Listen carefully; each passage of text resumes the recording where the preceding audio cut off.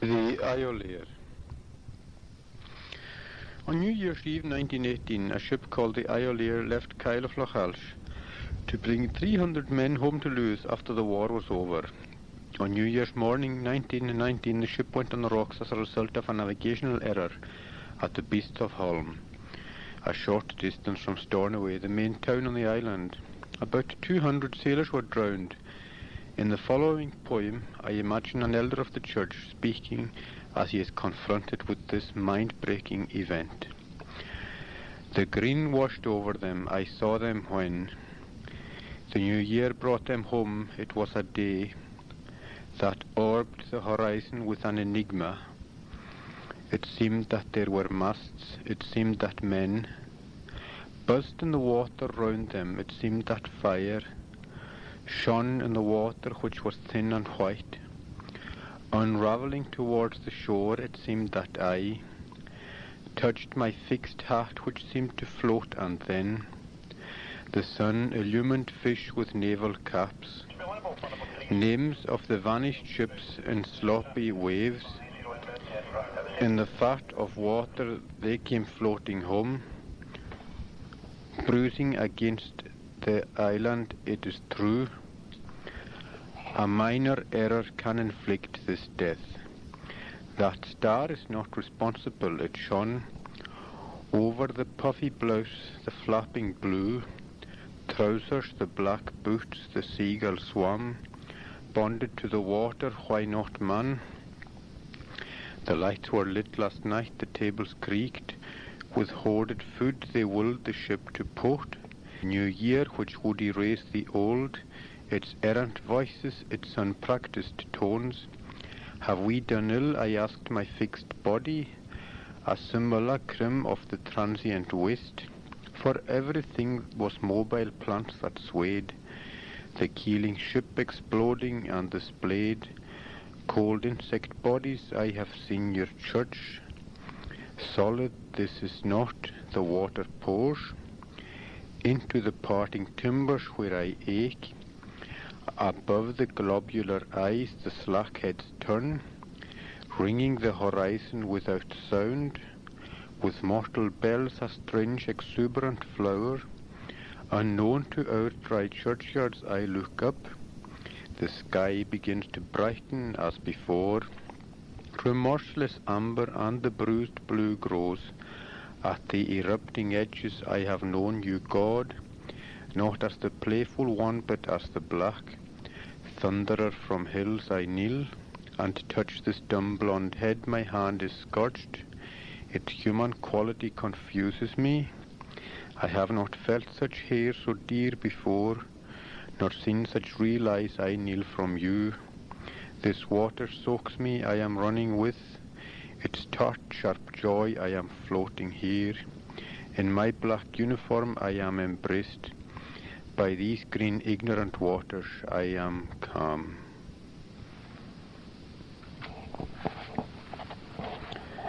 This poem examines the accidental nature of the tragedy and asks the question, what did this event do to people's faith?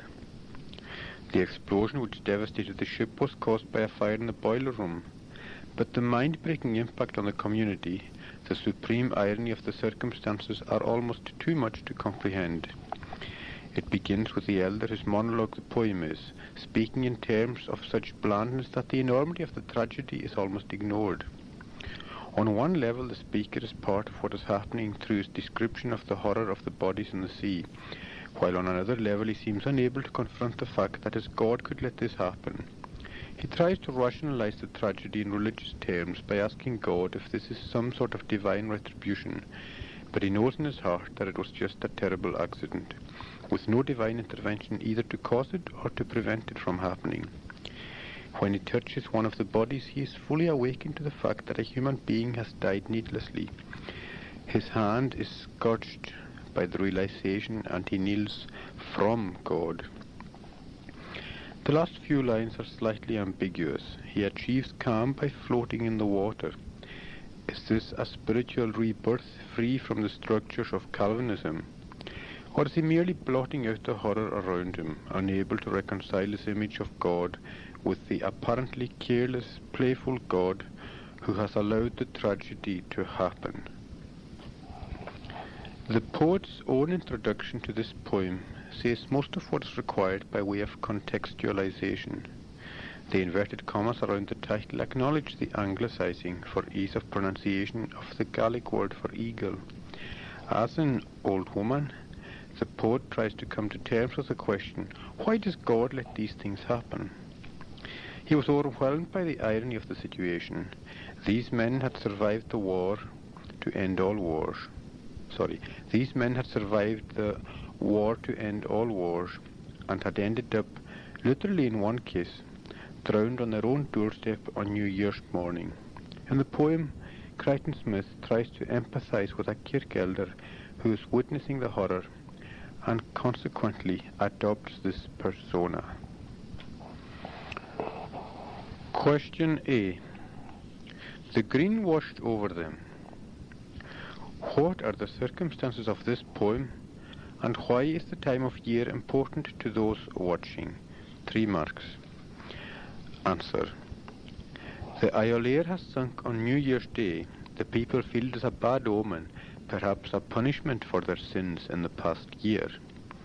2 easy marks for the circumstances plus 1 mark for suggesting why it is so ominous at this time. Question B. Look carefully at lines 4 to 12. By close reference to word choice and sentence structure, show what impression the poet has created of the aftermath of the shipwreck.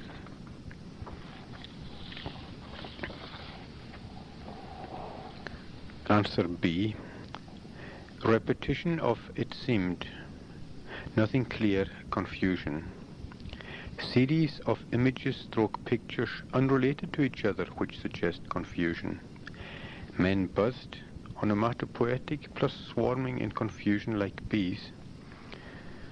Fish and naval caps, all muddled together, detached from owners. Bruising against their island. Harm caused by their own land. Other images can be commented on. Must comment on both sentences and words. 2 marks for comment and reference, plus 2 plus 2. Reference alone, 0 marks. Question C. The seagulls swam bonded to the water. Explain the significance of this sentence to the poem as a whole. 2 marks. Answer C. Irony that seagulls can move as though at one with the water, but men cannot. The irony plus the explanation should be mentioned or implied for both marks. Question D. The poet has written the poem through the persona of a church elder. By careful reference to lines 22 to 46, explain how he comes to his final comment, I am calm. Answer D. For 6 marks. He becomes at one with the experience of the ship and its movement, which is unlike the solid church. He relives the water overwhelming the ship and suffers. He pictures the dead men silently ringing their message. They are lively compared to churchyards. The sky brightens as the blue sailors' uniforms reach the edge of the sea, and he recognizes the terror of God. He touches one of the dead men and feels the force of the experience. He relives the experience of the sailors and becomes at one with the elements. Having done this, he is at peace with himself. The idea of the elder being an image, simulacrum of what has happened must be grasped. Then the idea that he experiences and learns of the power of God should be attempted. These 2 main ideas, 2 marks, supported by at least 2 references to the text, 2 marks, with explanations, 2 marks.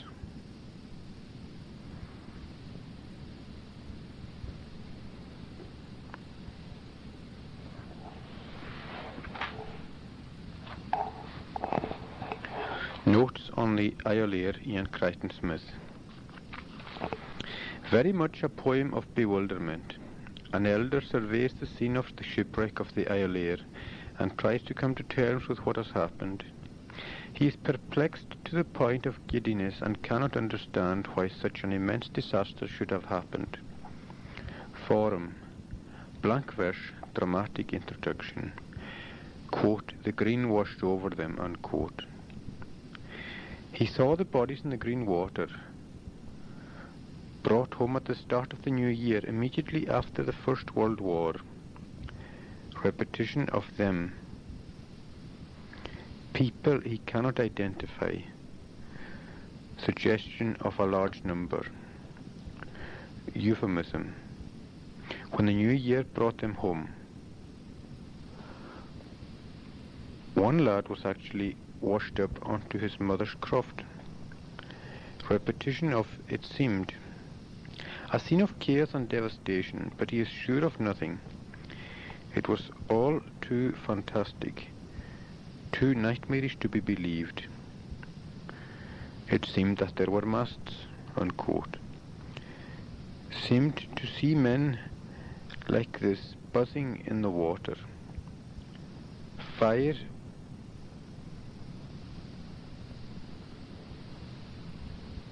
fine in something in the water as its quiet waves unravelled at the shore. Image of the sun, orb, an enigma. A puzzle why something like this should be allowed to happen. A theological question really, when after these men should survive 4 years of war, tragedy should strike and they should be drowned in sight of their own shore. Men buzzed in the water, like bees being wiped out easily. Tie up with image of cold insect bodies later. He seemed to touch his hat, as if in respect, but the hat seemed to be floating somehow. The sun shone on what seemed to be fish in the water, but the fish were in fact drowned men floating in the oily water. Image of fire shining in the water, blood dissipating as it got closer to the shore, or more likely, sun rising as if fire on the water. Fire of hell, Calvinistic concept. Elements mixed up, fire and water should not mix. And B, the sailors would have been unable to swim. Visual image of the breakers, the whine of the sea. Euphemism again, they came floating home.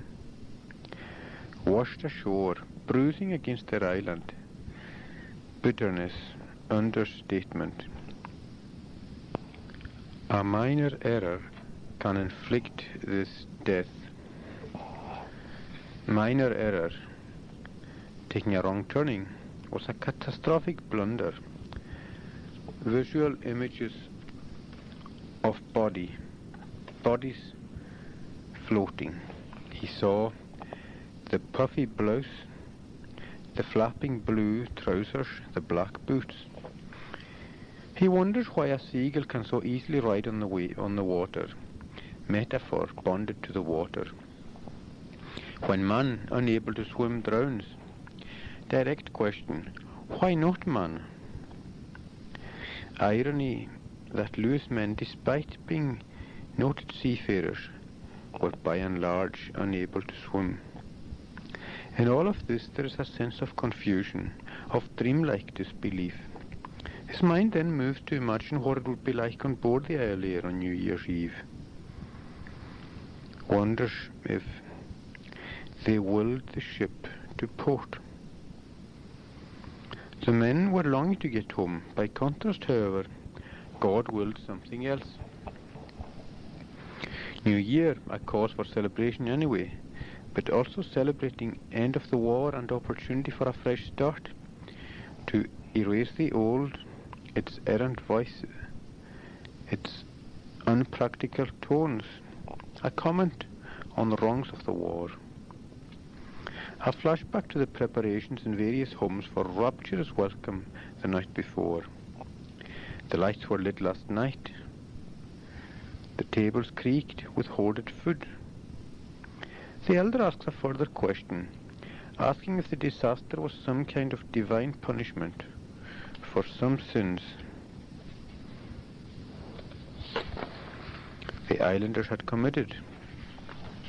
Have we done ill, I ask. This raises a serious theological question, again in keeping with the elder's Calvinistic religion. As he surveys the scene again, he feels his body swaying like the awful scene he remembers with its swaying plants in the water, the ship keeling over and the bodies floating spread-eagled in the water. Dramatic use of language, keeling over, exploding. A powerful metaphor. Splayed stroke cold insect bodies, reminiscent of the suicidal Gloucester and King Lear, dictating in the depths of his despair, as this to wanton boys and me to the gods, they kill us for their sport. There is a further questioning of the Almighty. He seems to say to God that he has seen his church look solid, immovable and very different from the swaying scene and his swaying feelings. This event is something which challenges what he was taught to believe. It goes beyond comprehension in terms of the solid church and the dry churchyards. They seem somehow small, immobile, fixed, and irrelevant in the face of this huge moving scene of disaster. I have seen your church solid, this is not. He returns to survey the wreck with water pouring into the parting timbers. He is aching above the globular eyes. He sees the corpses with slack heads turn soundless. There is a play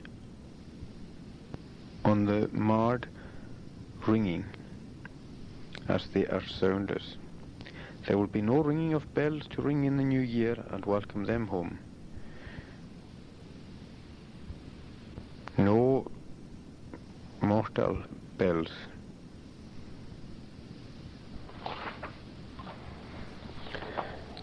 Connotations of anthem for doomed tenth, which starts with the rhetorical question, what passing bells for those who die as cattle?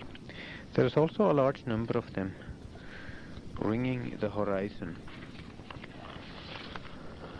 A strange exuberant flower, metaphor for dead youth, dry churchyards, suggestive of dryness of sermons, which cannot explain what has happened, contrast with the sailors' watery graves. Visual image of sun shining, remorseless amber, irony that sun is shining brightly when such a catastrophe has taken place. Number of bodies increases, the bruised blue grows. Return to his bitterness against God. Not a God of mercy. The playful one who plays games, but the blank thunderer from hills. As if raining down judgment, the elder is in effect having to rethink all in which he has hitherto believed.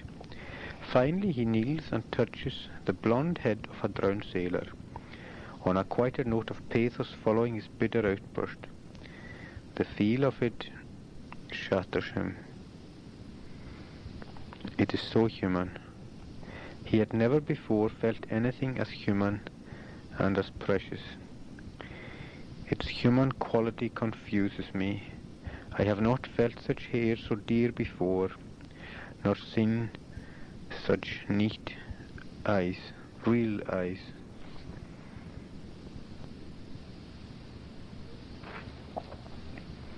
Suddenly he knows what it is to be human, in touch with another human being, even if only a poor body on the shore. He kneels back, away from the body, shocked and bewildered, and lets the Maker take possession of him. As he is soaked, he examines its tart, sharp joy. Having been bound by the law, his inability to come to terms with what has happened has given him a humanity. N.B. The turning point when he touches the body. As he floats in his black elder's clothes, black uniform, it is as if he is committing his spirit to the grim waters, perhaps in a new and strange baptism, not into but out of Christianity. Very interesting, not into but out of Christianity. The waters are ignorant. They are natural living waters with nothing to say from out of their ignorance, their mindless natural being.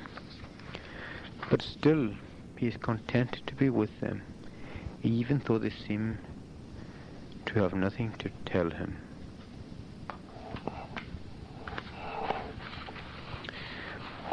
Old Woman by Ian Crichton Smith. And she, being old, fed from a mashed plate, as an old mare might droop across a fence to the dull pastures of its ignorance. Her husband held her upright while he prayed to God, who is all forgiving, to send down some angel somewhere who might land perhaps in his foreign wings among the gradual crops. She munched half dead, blindly searching the spoon. Outside the grass was raging, there I sat, imprisoned in my pity and my shame, that men and women, having suffered time, should sit in such a place, in such a state, and wished to be away, yes, to be far away, with athletes, heroes, Greek or Roman men, who pushed their bitter spears into a vein, and would not spend an hour with such decay. Pray God, he said, we ask you, God, he said. The bowed back was quiet, I saw the teeth tighten their grip around a delicate death, and nothing moved within the knotted head, but only a few poor veins, as one might see, vague wishless seaweed floating on a tide, of all the salty waters where had died too many waves to mark two more or three.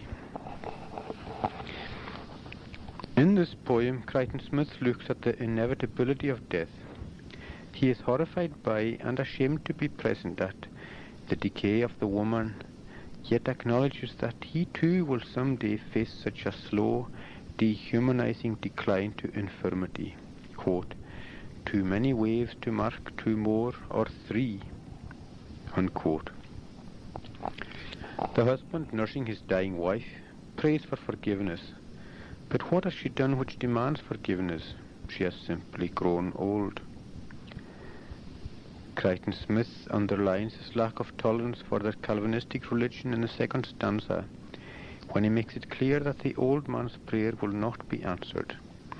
Words such as some, somewhere, might, perhaps, all suggest the futility of this prayer, while the angel has foreign wings, because the idea of such a being would be unacceptable to the strict Calvinism to which these people have adhered.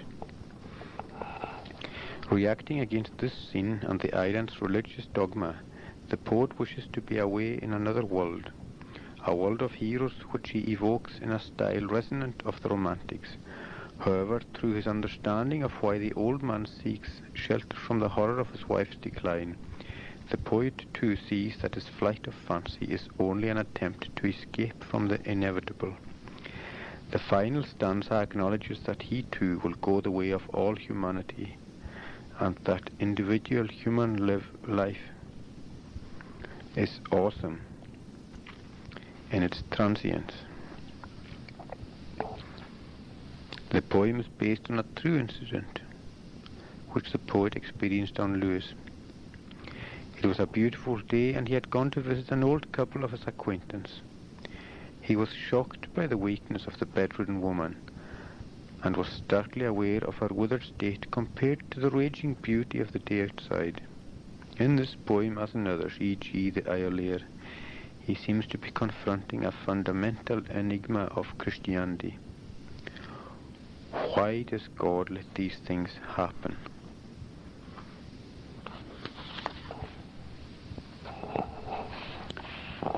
Question A.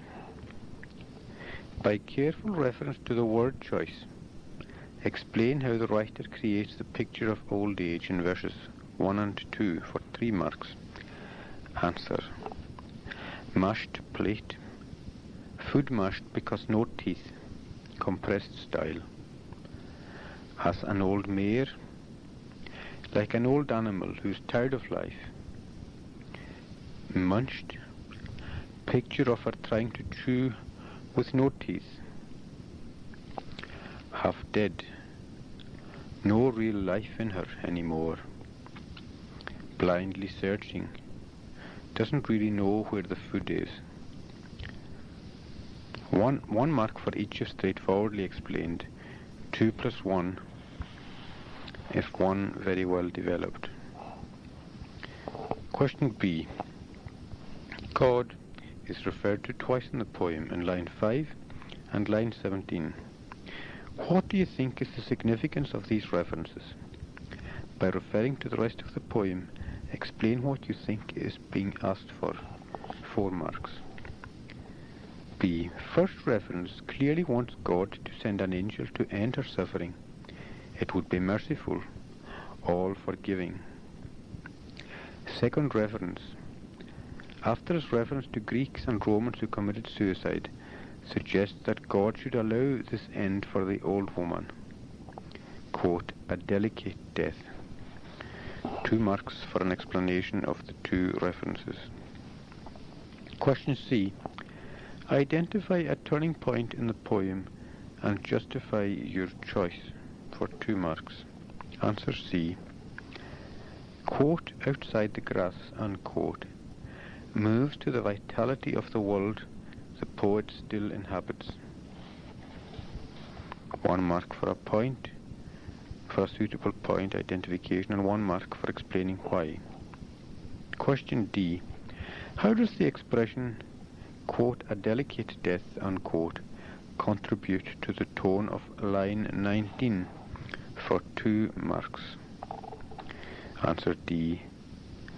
Alliteration, delicate death, plus meaning of delicate make the tone gentle and dignified. Tone could also be described as pleading. Question E. Look carefully at into a vein, line 15, and poor veins, line 21. Explain what each reference signifies and how both of them contribute to the main theme of the poem. Answer E. For 6 marks. Veins of the heroes seem positive and a sign of their ability to control their own destiny.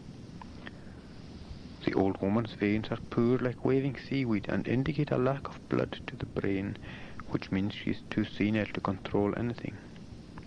He is setting out his opinion on the state of the old woman and implying that some agency, maybe God, should help her by putting her out of her misery. Implying that some other agency, maybe God, should help her by putting her out of her misery. Old woman, some notes. The poem was inspired by a return visit to Lewis. The poet visited a house where he saw an old woman approaching death. Line 1 immediately establishes her helplessness and dependence. It's a harrowing image of the old woman being compared with an old mare. She is drooping above her plate of mashed potatoes, which she is being fed as an old mare might droop across a fence to the pastures beyond, in which it had little interest. Pathetic picture as the poet, an observer, watches her munching. Half dead, blindly searching the spoon. Her husband held her upright.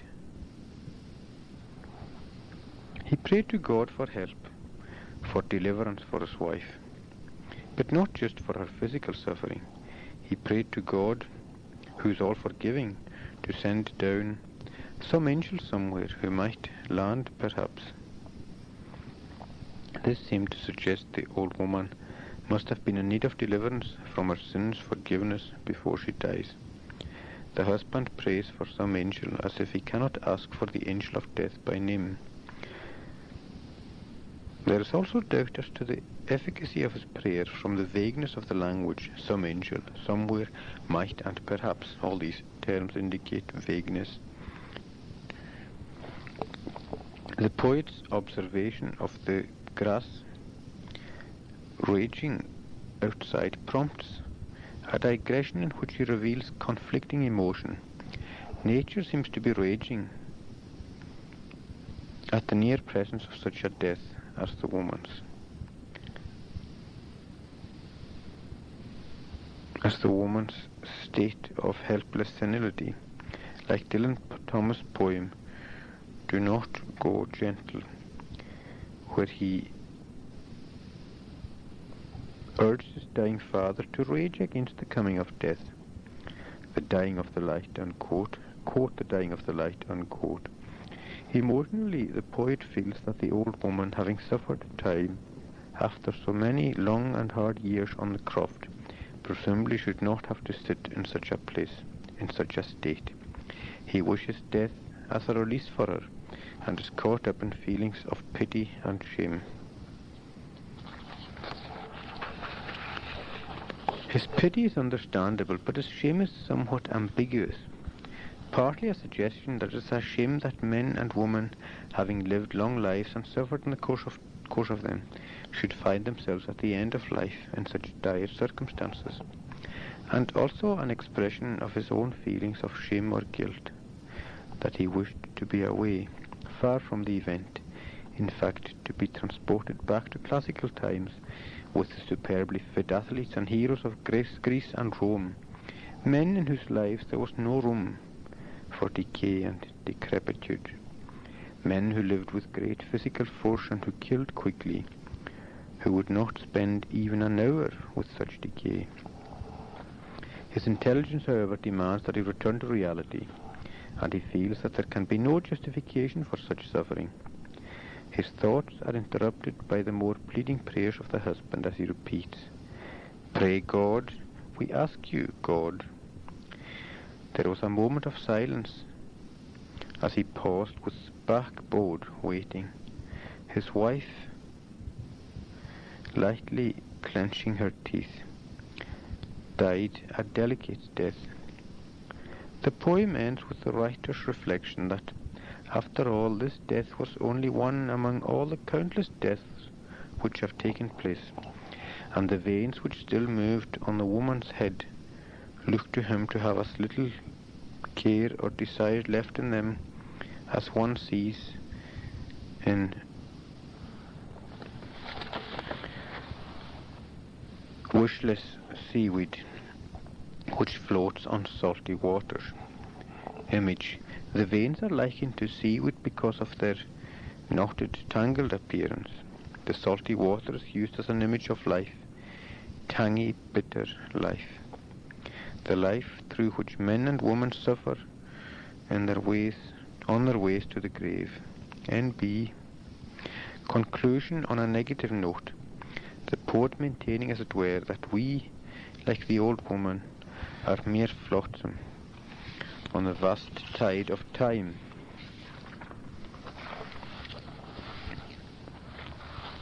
The form is 4-line stanzas. The poem ebbs and flows, sometimes moving like metrical poetry and sometimes moving more like fluent and well-balanced prose. Why? While written in 4-line stanzas, the meaning or sense of the poem is not held within the stanzas. It flows across the divisions between one stanza and another. Also within the stanzas, the meaning runs on from line to line, not pausing at the end of lines, so the meaning does not stay within the formal patterns of the poem. The same applies to the meter. There are 24 lines. Of these, 15 are in iambic, something pentameter or something like that. The meter often used is discursive poetry. The writing is not allowed to settle down into being rhythmical and obviously poetic. The outcome is a poem in which the tone is almost shockingly serious. The music of rhyme and rhythm and alliteration is there, but it is never allowed to carry the reader away from the ugly realities of the situation and the cold, sober reflection which it sets in motion. Crichton Smith was very conscious that he did not want to allow art and grace, in this case the music in the poem, to carry him away from the most important part of the job in hand, describing truly and unflinchingly whatever he saw.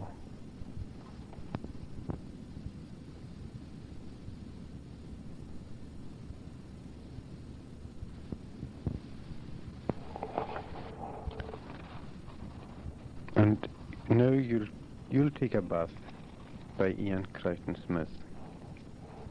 And now you'll take a bath, she'd always say, just when I was leaving to keep me back.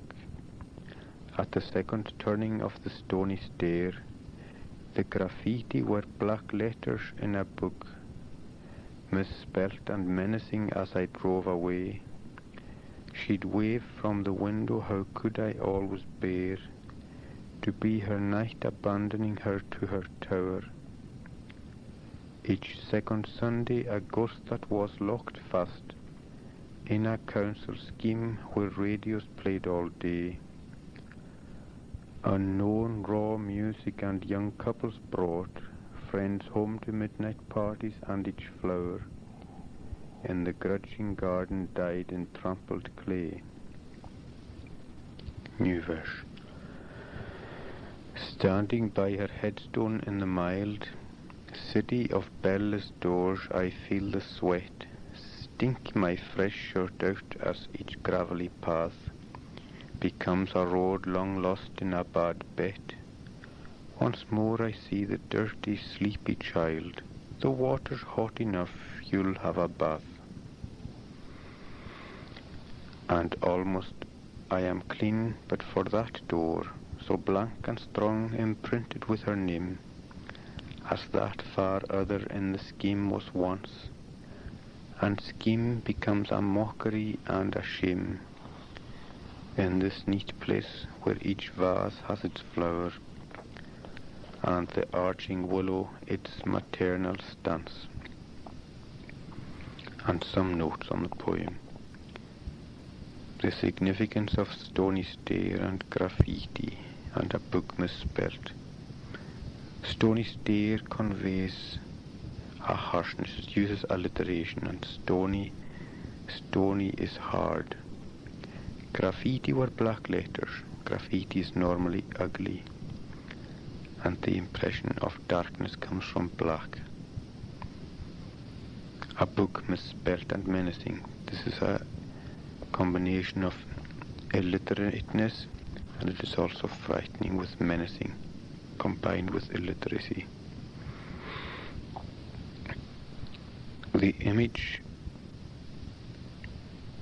to her knight abandoning her to her tower, to be her knight abandoning to her tower, conveys the image of a lady in a tower being rescued by a knight in shining armour. She's in a tower block, which is not romantic, and he feels guilty because she has to stay there, and he rides away every fortnight without rescuing her.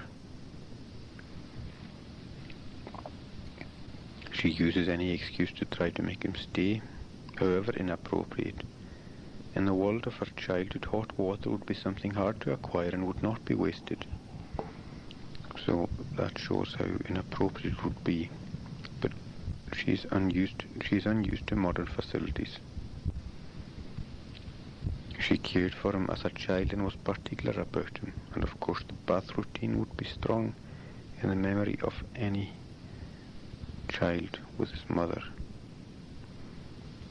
He feels dirty now because of his guilty feeling that somehow he had failed his mother.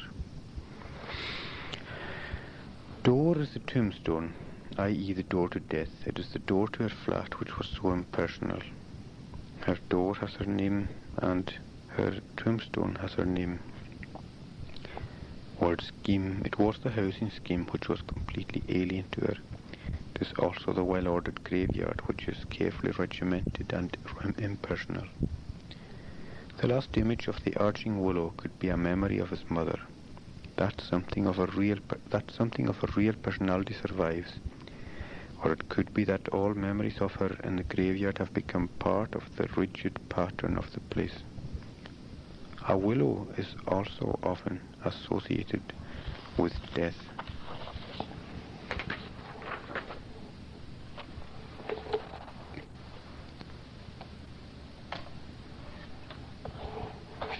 The poem is recalling memories of his mother after her death.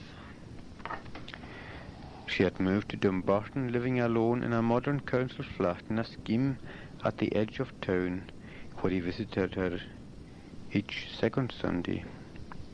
The scheme was full of graffiti and radio noise. The noise was chiefly of the pop music of the time, quote, unknown, raw noise. A type of music which was foreign to the poet's mother, whose music was that of Gaelic songs or of Gaelic psalms. In the scheme, the gardens were grudging.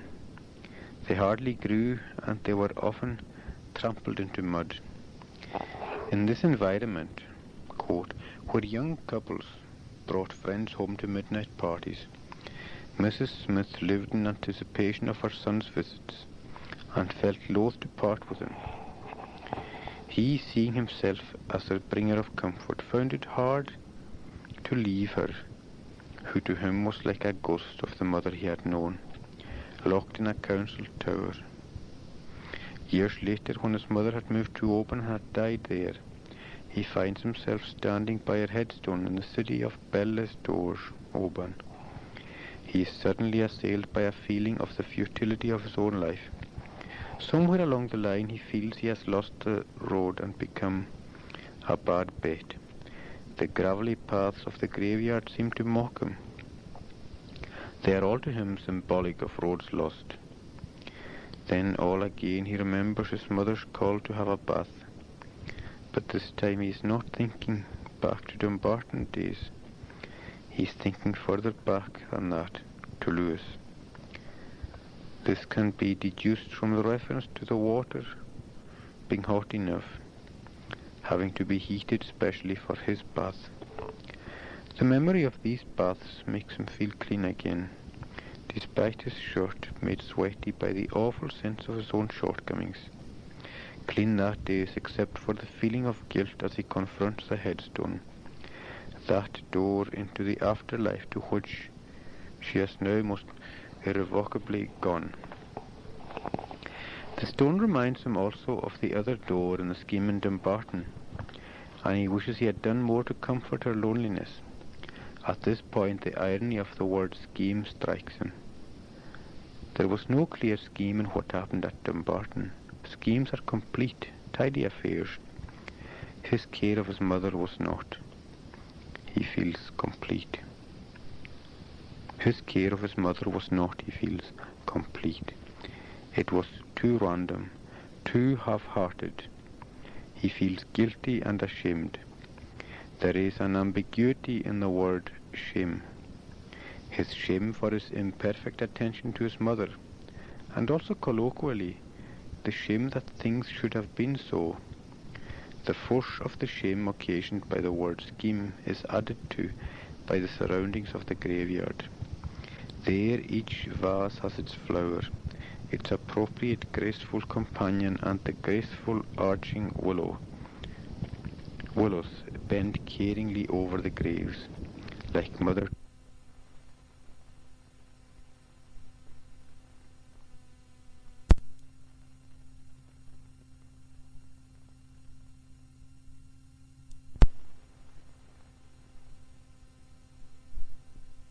Second stanza.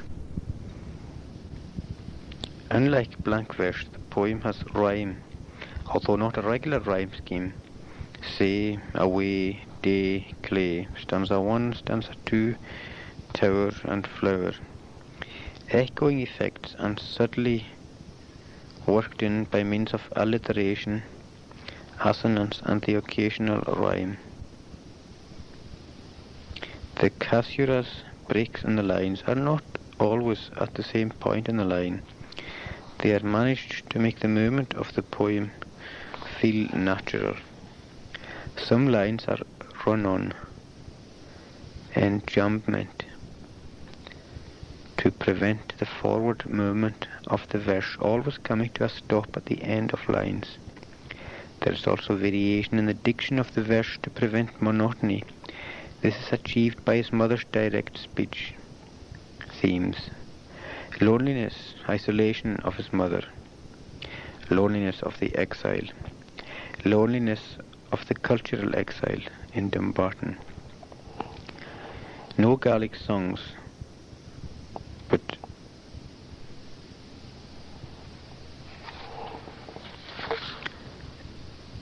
something music, unknown, raw music. The solitary inwardness of the guilty, the remoteness of the thinker from the world. He seeks to know.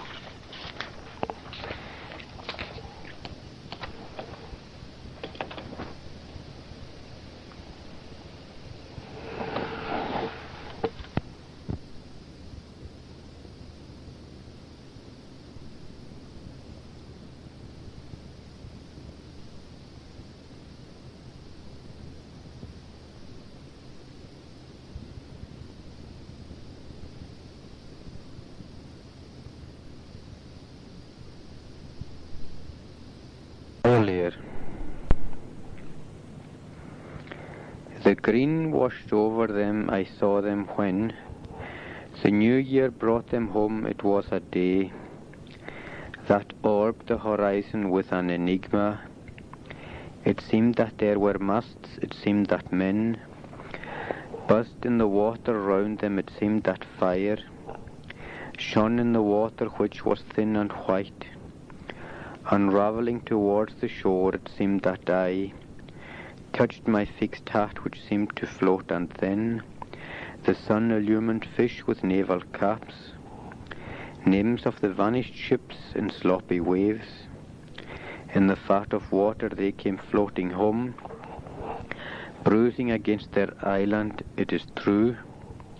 A minor error can inflict this death. That star is not responsible, it shone over the puffy blouse, the flapping blue trousers, the black boots, the seagull swam, bonded to the water, why not man?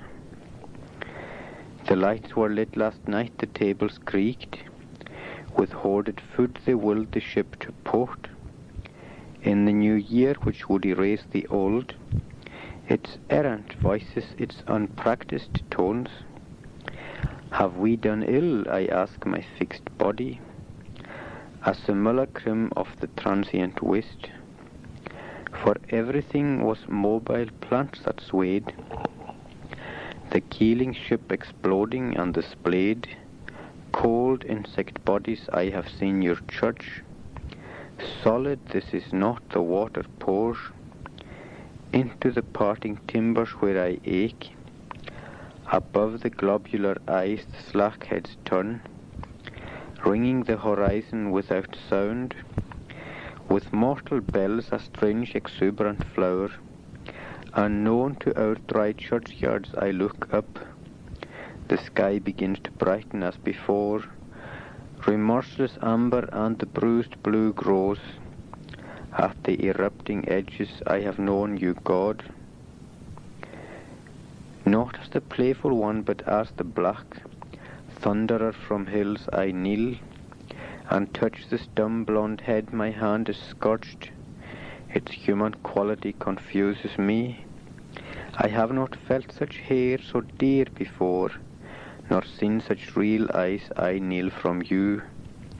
This water soaks me, I am running with It's taut, sharp joy I am floating here. In my black uniform I am embraced.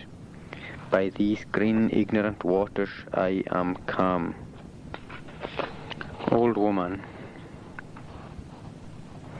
And she being old fed from a mashed plate, as an old mare might droop across a fence, to the dull pastures of its ignorance.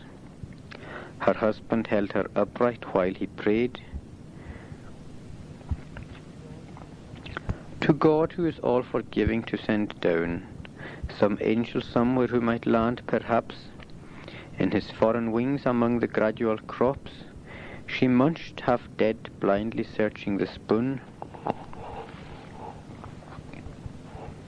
Outside the grass was raging, there I sat, imprisoned in my pity and my shame, that men and women, having suffered time, should sit in such a place in such a state. And wished to be away, yes, to be far away, with athletes, heroes, Greek or Roman men, who pushed their bitter spears into a vein, and would not spend an hour with such decay. Pray God, he said, we ask you God, he said. The bowed back was quiet, I saw the teeth tighten their grip around a delicate death, and nothing moved within the knotted head, but only a few poor veins, as one might see, vague, wishless seaweed floating on a tide, of all the salty waters where had died too many waves to mark two more or three.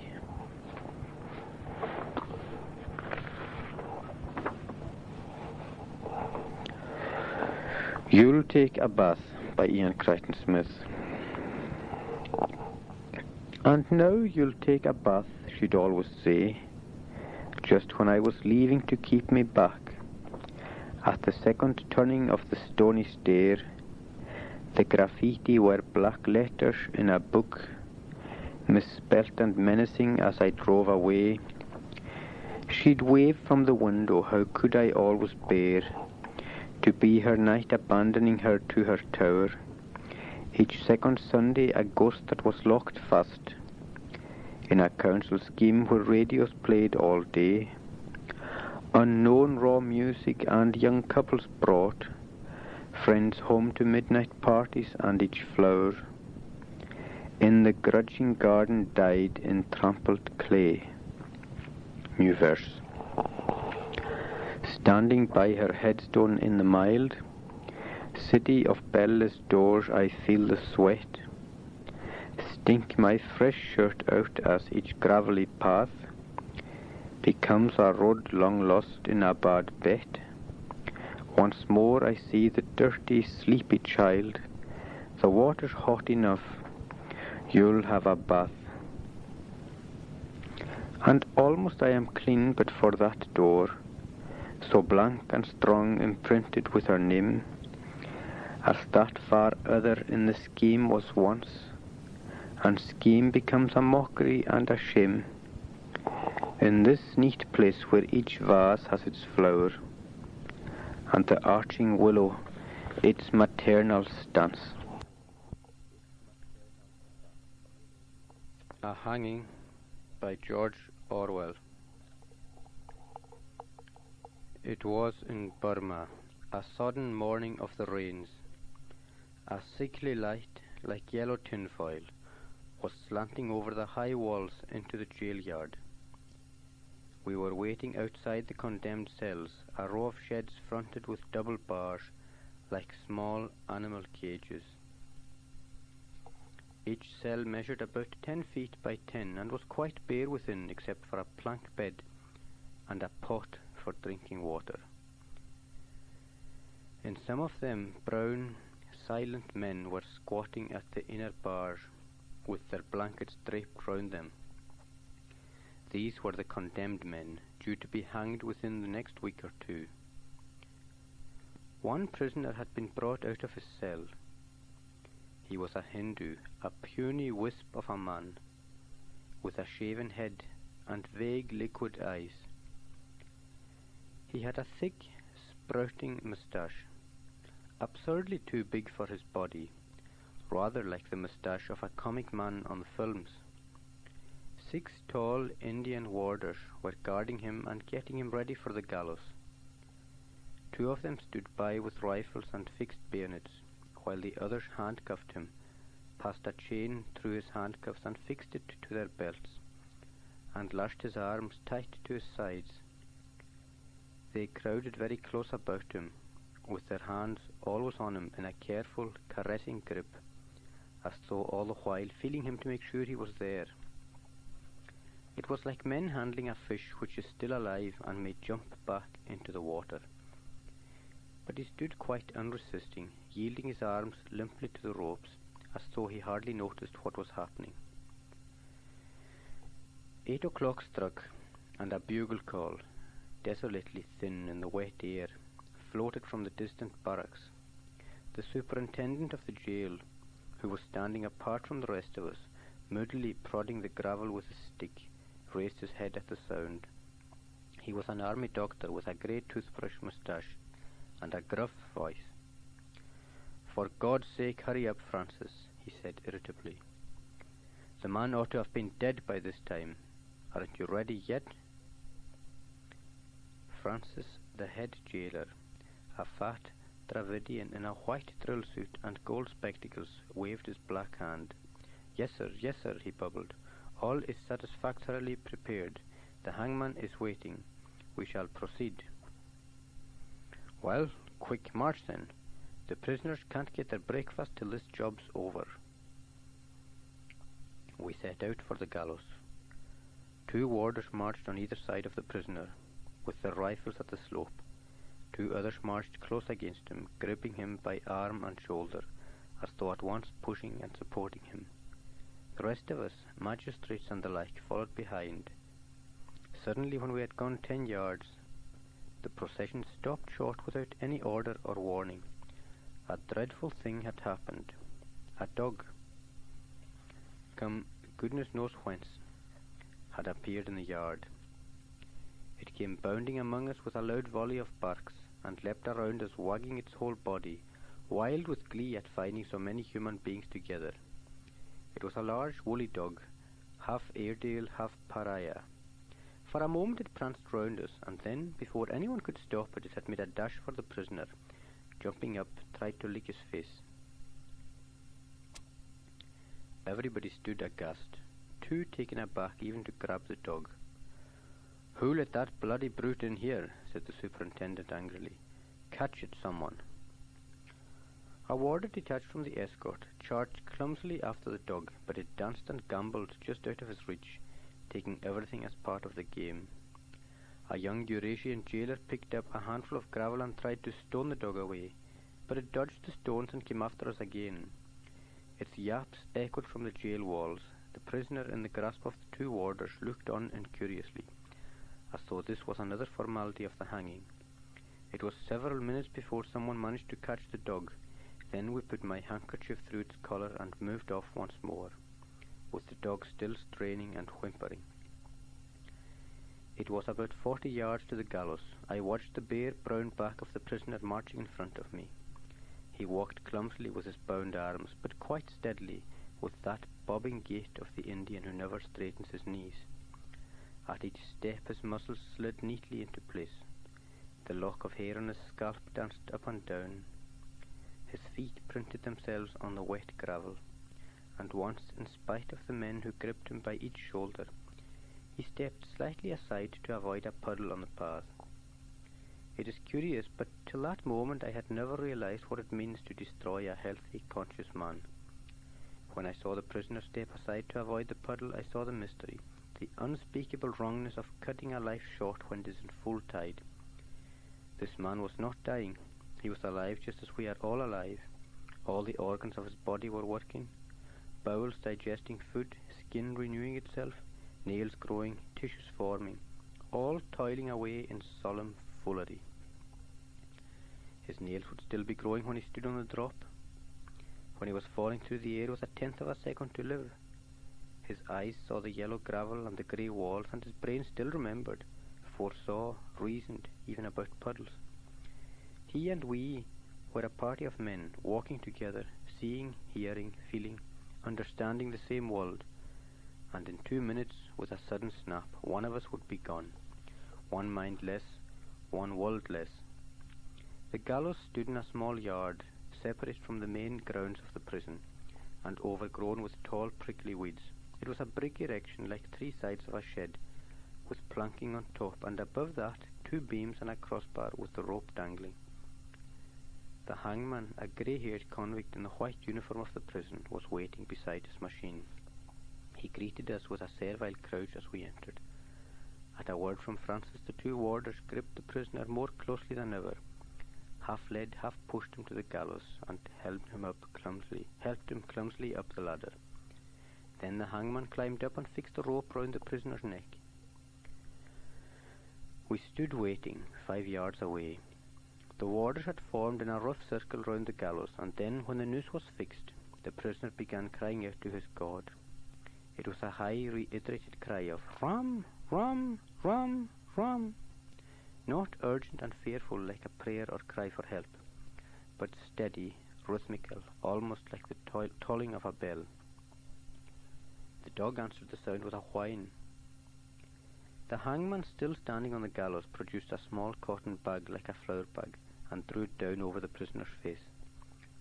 But the sound, muffled by the cloth, still persisted over and over again. "Rum, rum, rum, rum, rum." The hangman climbed down and stood ready, holding the lever. Minutes seemed to pass. The steady, muffled crying from the prisoner went on and on. "Rum, rum, rum," never faltering for an instant. The superintendent, his head on his chest, was slowly poking the ground with his stick. Perhaps he was counting the cries, allowing the prisoner a fixed number, 50 perhaps, or 100. Everyone had changed colour. The Indians had gone grey like bad coffee, and 1 or 2 of the bayonets were wavering. We looked at the lashed, hooded man on the drop, and listened to his cries. Each cry another second of life. The same thought was in all our minds. Oh, kill him quickly, get it over, stop that abominable noise. Suddenly the superintendent made up his mind. Throwing up his head, he made a swift motion with his stick. "Challo," he shouted, almost fiercely. There was a clanking noise, and then dead silence. The prisoner had vanished, and the rope was twisting on itself. I let go of the dog, and it galloped immediately to the back of the gallows, but when it got there, it stopped short, barked, and then retreated into a corner of the yard, where it stood among the weeds, looking timorously out at us. We went round the gallows to inspect the prisoner's body. He was dangling with his toes pointing straight downwards, very slowly revolving, as dead as a stone. The superintendent reached out with his stick and poked the bare brown body. It oscillated slightly. "He's all right," said the superintendent. He backed out from under the gallows and blew out a deep breath. The moody look had gone out of his face quite suddenly. He glanced at his wristwatch. 8 minutes past 8. "Well, that's all for this morning, thank God." The warders unfixed bayonets and marched away. The dog, sober and conscious of having misbehaved itself, slipped after them. We walked out of the gallows yard, past the condemned cells with their waiting prisoners, into the big central yard of the prison. The convicts, under the command of warders armed with lathis, were already receiving their breakfast. They squatted in long rows, each man holding a tin pannikin, while 2 warders with buckets marched round, ladling out rice. It seemed quite a homely, jolly scene after the hanging. An enormous relief had come upon us now that the job was done. One felt an impulse to sing, to break into a run, to snigger. All at once everyone began chattering gaily. The Eurasian boy walking beside me nodded toward the way we had come, with a knowing smile. "Do you know, sir, our friend," he meant the dead man, "when he heard his appeal had been dismissed, he pissed on the floor of his cell. From fright. Kindly take one of my cigarettes, sir." "Do you not admire my new silver case, sir? From the boxwallah. 2 rupees 8 annas. Classy European style." Several people laughed. At what, nobody seemed certain. Francis was walking by the superintendent, talking garrulously. "Well, sir, all has passed off with the utmost satisfactoriness. It was all finished, flick, like that. It is not always so, oh no. I have known cases where the doctor was obliged to go beneath the gallows and pull the prisoner's legs to ensure decease. Most disagreeable." "Wriggling about, eh? That's bad," said the superintendent. "Ach, sir, it is worse when they become refractory. One man, I recall, clung to the bars of his cage when we went to take him out. You will scarcely credit, sir, that it took 6 warders to dislodge him, 3 pulling at each leg. We reasoned with him. 'My dear fellows,' we said, 'think of all the pain and trouble you are causing us. My dear fellow,' we said, 'think of all the pain and trouble you are causing to us.' But no, he would not listen. Ach, he was very troublesome. I found that I was laughing quite loudly. Everyone was laughing. Even the superintendent grinned in a tolerant way. 'You'd better all come out and have a drink,' he said quite genially. 'I've got a bottle of whisky in the car. We could do with it.' We went through the big double gates of the prison into the road. 'Pulling at his legs,' exclaimed a Burmese magistrate suddenly, and burst into a loud chuckling. We all began laughing again. At that moment Francis' anecdote seemed extraordinarily funny. We all had a drink together, native and European alike, quite amicably. The dead man was 100 yards away. Notes on a Hanging by George Orwell. Advantage of writing in first person. First-hand experience of hanging, therefore greater credibility. 2. Importance of establishing oppressive atmosphere. How? 3. Realism. Even dimensions of cells. Brown silent men. Help evoke our sympathy. 4. Appropriate similes. A sickly light, like small animal cages. 5. A. Effective dialogue to convey nervousness of officers and jailers. N.B. Ridiculous overcautiousness in handling prisoner. Only a puny wisp of a man. Compare with details of how they handle / guard him. B. Gruff statement of superintendent. Shaking or shocking.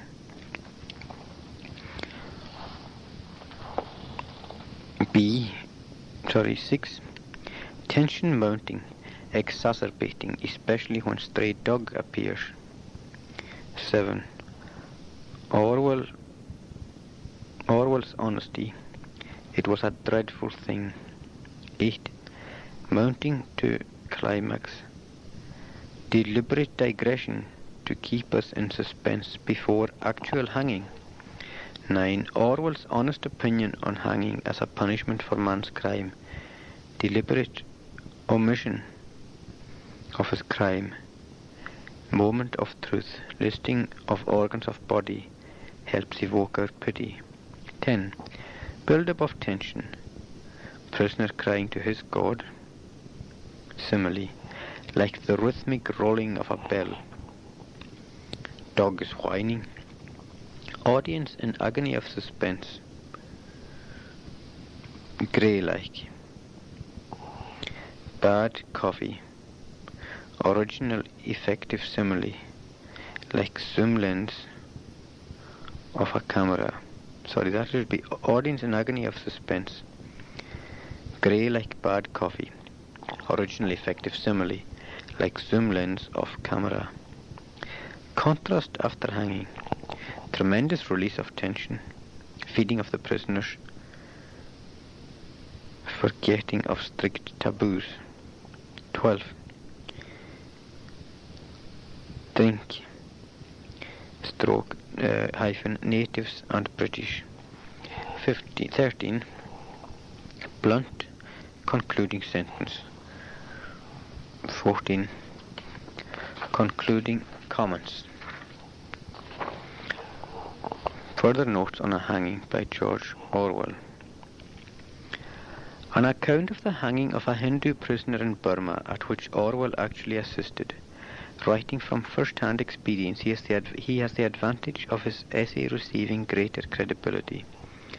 The whole episode is vividly evoked mainly through the effective use of adjective, metaphor, and simile. First, he conveys the bizarre, oppressive atmosphere of a sudden mourning of the rains, which is further compared with a simile, a sickly light like yellow tinfoil.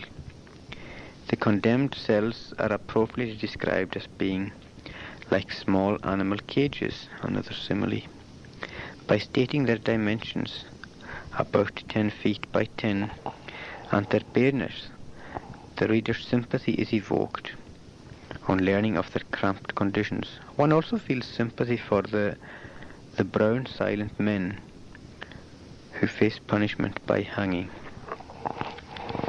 Orwell quickly and economically establishes the barely suppressed nervousness of the British officers and Indian jailers by means of dialogue. For example, the bubbling of Francis, the head jailer. Their nervousness is further conveyed by the description of their ridiculous overcautiousness in handling the prisoner. Only a puny wisp of a man. Quote, like men handling a fish which is still alive and may jump back into the water. Unquote. The nervous sense of terrible comedy. Something in this simile pervades the whole essay. A simile is also used to describe the prisoner himself, who has a large moustache, like the moustache of a comic man in the films. The gruff statement of the superintendent stared.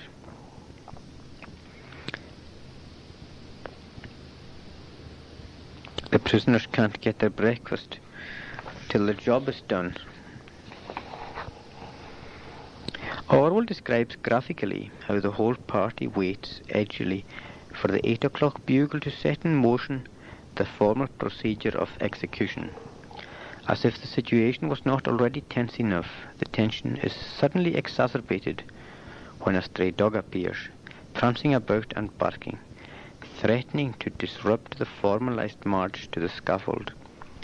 Quote, the nerves of all concerned seemed to be jangling. In fact, it was a dreadful thing. Orwell's honest opinion.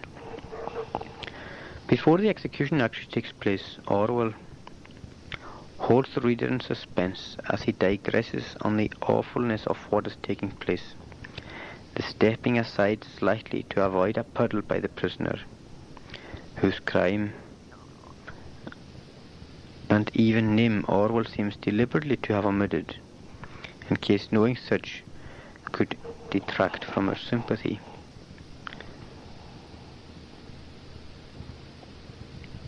The fact he avoids a puddle seems to have been a moment of truth for Orwell, who, quote, saw the mystery, the unspeakable wrongness of cutting a life short when it is in full tide, unquote.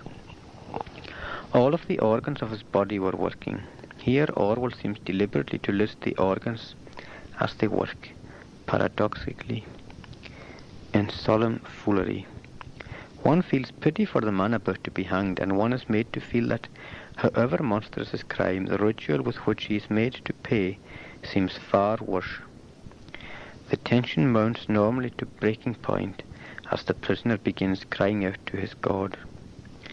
Quote, it was a high reiterated cry, like the rhythmic rolling of a bell. Simile again. The dog's whining in accompaniment intensifies the situation.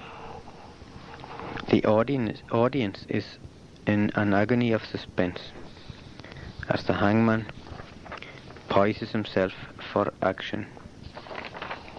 Quote, minutes seem to pass.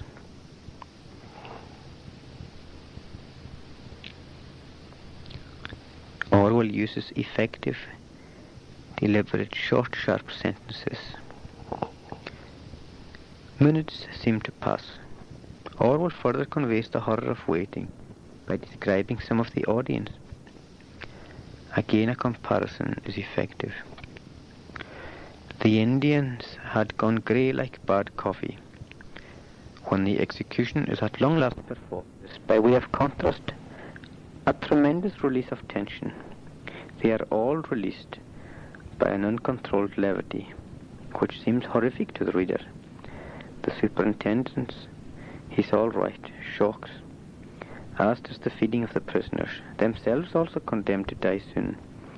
Immediately afterwards, in quite a homely, jolly scene, unquote, the strict taboos imposed on the British officers seem almost forgotten, as, all at once, everyone began chattering gaily.